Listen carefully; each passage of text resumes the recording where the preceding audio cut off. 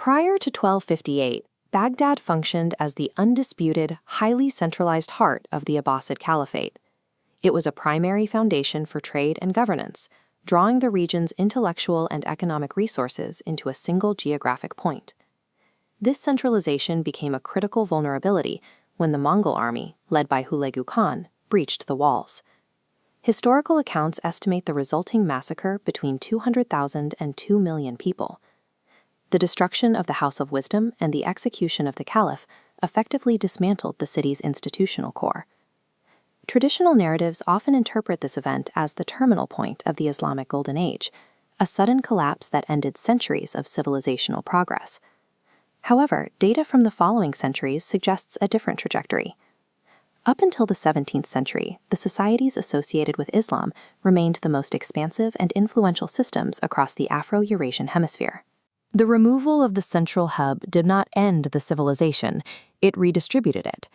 The collapse of Baghdad forced a transition from a localized monopoly to a geographically dispersed network of competing and resilient nodes.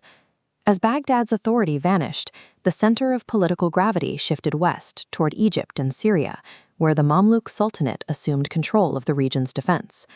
In 1260, Mamluk forces successfully blocked the Mongol advance at Ain al-Jalut.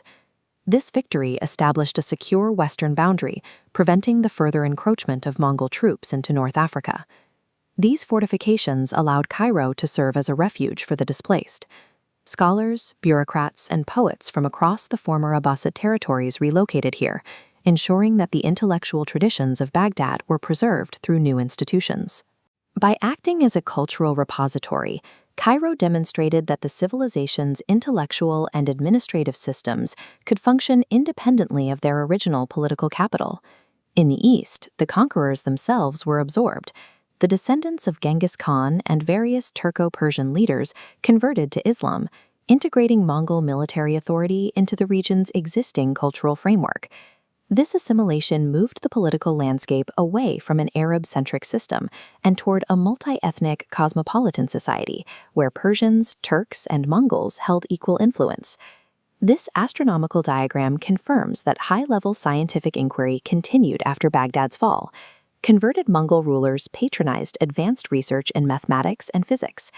The accompanying text reveals a multilingual scholarly environment, integrating Persian and Arabic into an international language that circulated discoveries across the new network. The civilization maintained continuity not by defeating the Mongol expansion on the battlefield, but by culturally integrating the forces that had dismantled its old capital.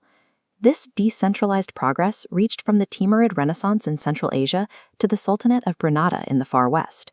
The architecture of the Alhambra stands as evidence of the continued investment in high-level craftsmanship long after 1258.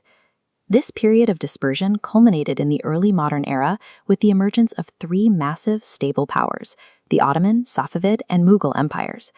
These gunpowder empires stabilized their territories through the adoption of advanced military hardware.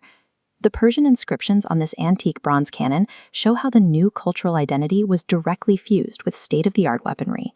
In Persia, the Safavid dynasty established a distinct and powerful cultural hub. This node fostered a unique aesthetic identity that became a central point of the wider Islamic network. Simultaneously, the Mughal Empire established a wealthy and stable political economic system in South Asia, using their Turco-Mongol lineage to bridge diverse cultural traditions across the subcontinent. The events of 1258 removed a single point of failure. By shattering the monopoly of Baghdad, the civilization was forced to distribute its resources, resulting in a network of diverse, stable empires that maintained global influence for centuries.